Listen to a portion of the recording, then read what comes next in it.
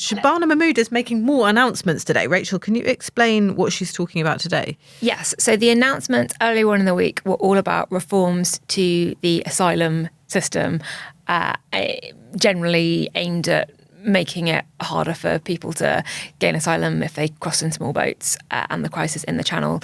These announcements today are all about reforms of legal migration.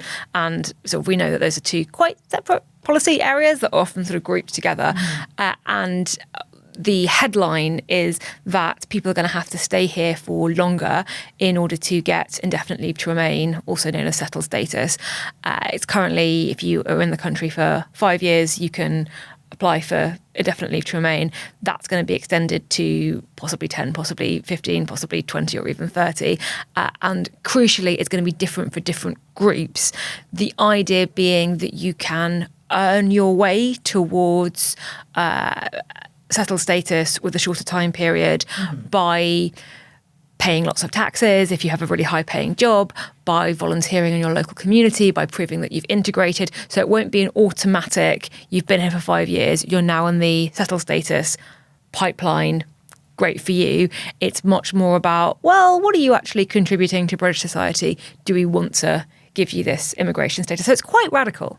Yeah, and it also applies to the 1.6 million people who have arrived since 2021, which is often referred to as the Boris wave, because this was under the immigration system that came after Brexit. Yeah, so this has been a huge source of tension, anxiety on the right of British politics, particularly the Conservative Party that has been coming up with policies to do with this earlier on in the year. We know that immigration spiked under Boris Johnson, this sort of points-based Australian-style system that everyone said they wanted after Brexit. Well, they designed it, particularly with a visa route for people coming into work in health and social care. And because of how that was designed, because people could bring in a lot of dependents with them, the numbers were much, much, much higher than the Conservative government at the time thought they would be. And there is now, in Conservative circles, a lot of a sort of blame game going around. Well, it was Boris Johnson and Priti Patel. We lost control of the borders, et cetera, et cetera, et cetera.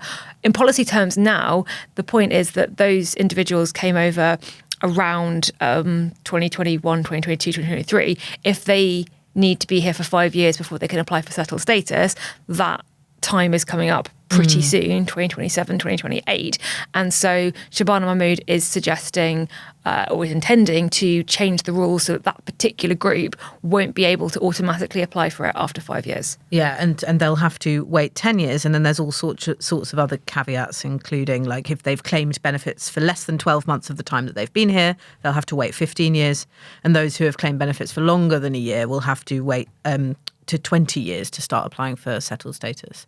Ailbhe, how's this going down? I know it's only just been announced, but what's the mood now in the party, particularly over these kind of reforms and the asylum announcements that we've seen earlier this week? Yeah, so it has literally just broken. Yeah. So I've spoken to a single solitary MP who I was on the phone with, and the news broke while we were talking, and I got to observe their reaction in real time, and they were saying, oh, I think that's fair, probably. But I think very much everyone's still digesting it. Even though, as Rachel correctly says, these are two distinct policy areas, how you handle illegal migration and legal migration. This is all part of Immigration Week for the government. Shabana Mahmood tackling the two sides of the coin, really, at the same moment. And so MPs are kind of digesting the two together, and they have had more time to absorb those asylum, those changes to the asylum system. I think it's tricky. There won't be a vote on this until probably next year. And as several people have suggested, who even knows who'll be Prime Minister by then? So maybe this is all kind of hypothetical. But basically, I mean, about just under 30 Labour MPs, mostly the kind of usual suspects, have kind of come out to criticise the proposals on the record. A lot more people are pretty uncomfortable with the plans privately. But I'd say that the general mood is one of wanting to come up with something that will fix the issue, and thinking that there isn't really an alternative, not seeing certainly not other parties on the left coming up with an alternative. And so I think a lot of MPs are kind of okay with it for now, or kind of holding their tongue. And I think that applies to the cabinet as well. There are people in the cabinet who might feel instinctively a little bit uncomfortable with some of these plans. You wrote in your column about this sort of leaving people in limbo for nearly 2 decades.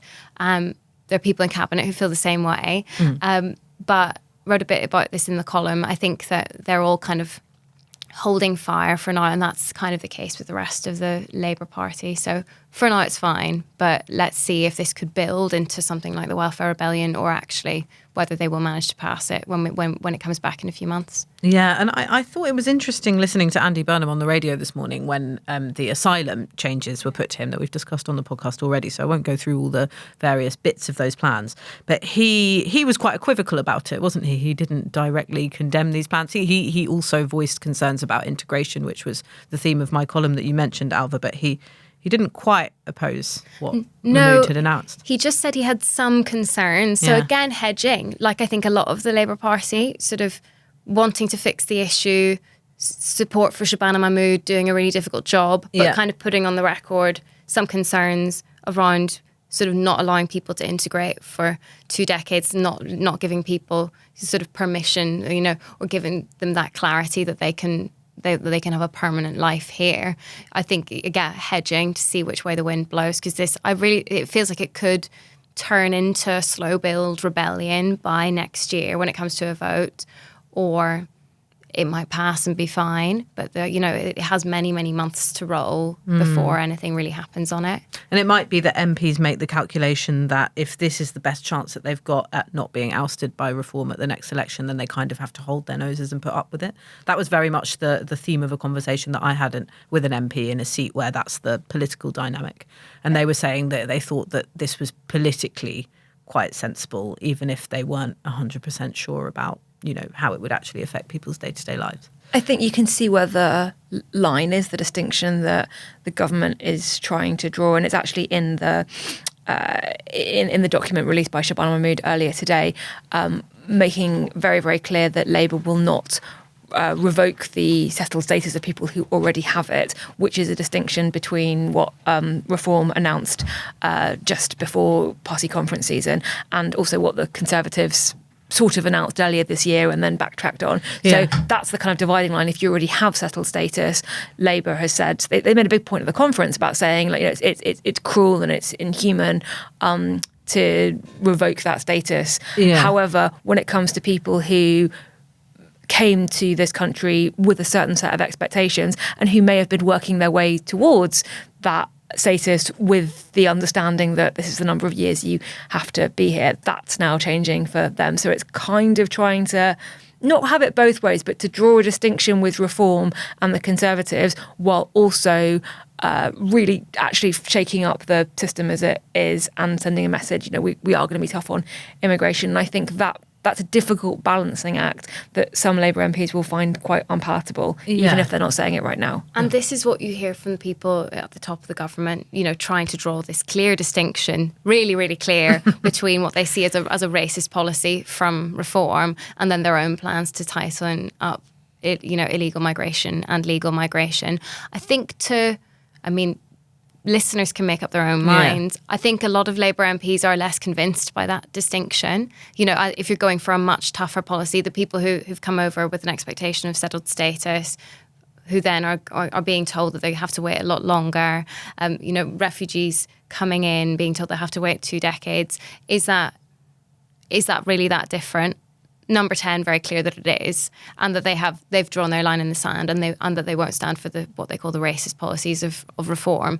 But it's a tricky one because they have moved to the right in their immigration policy while trying to have a clear dividing line with this far-right party. Yeah, and I can see the dividing line is quite difficult to draw when you are applying some things retrospectively, to people who have already arrived, even if they haven't started applying for settled status yet, and you're changing the length of time it will take them to be able to apply for that thing. They're still here.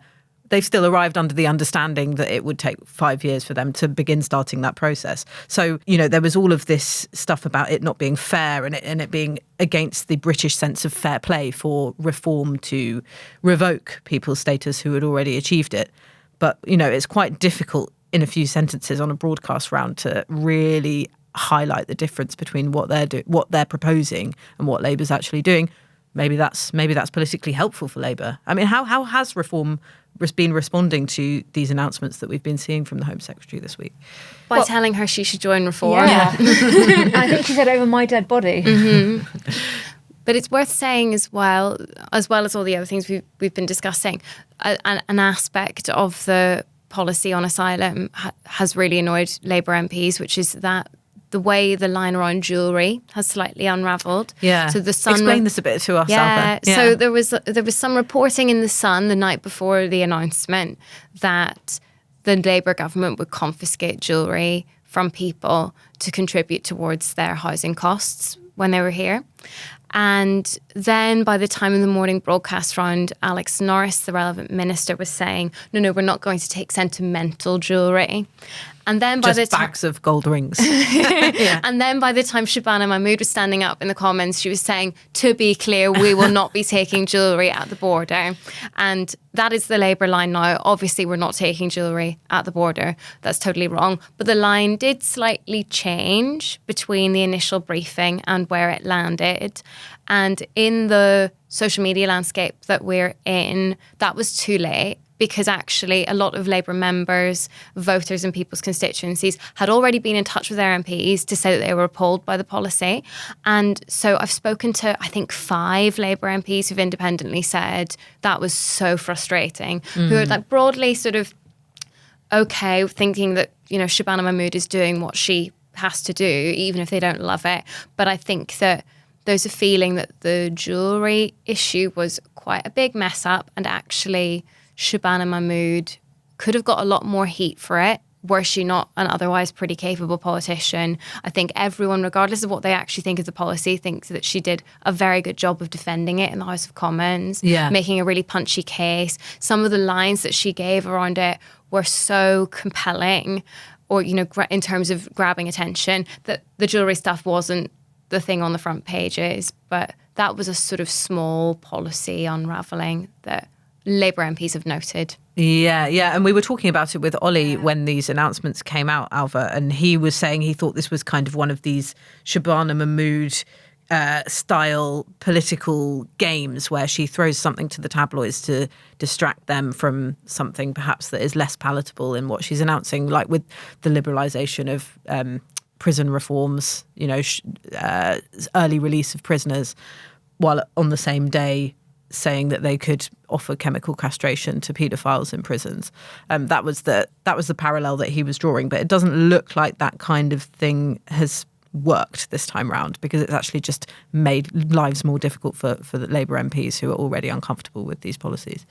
And I think if you asked a lot of members of the public, I know we haven't tried this, but if we said what's one thing that you think that Shabana Mahmood has announced this week, I think a lot of people probably would go for jewellery, just because it's a very evocative, emotive image, and that might be what sticks with them, even if that's not the policy.